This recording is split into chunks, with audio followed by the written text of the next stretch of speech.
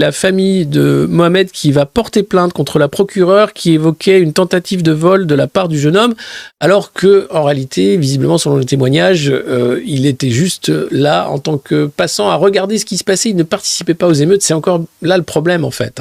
D'où l'importance des caméras pour finalement protéger les citoyens. Mais alors, pas les caméras de surveillance, mais c'est compliqué.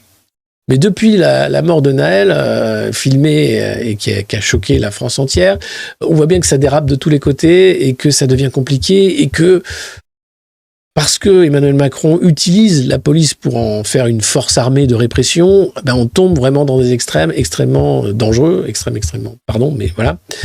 Et c'est pour ça que j'alerte. Je dis attention, bien sûr que je respecte le travail des policiers. Heureusement qu'on a une police républicaine qui fait son boulot. Mais attention à ne pas tomber dans l'état policier, dans le piège de la milice, dans le piège de la répression permanente, dans le « Ah, mais si t'as quelque chose à cacher, c'est que forcément t'es suspect. Ah, mais attention, c'est normal que tout soit public. » et que...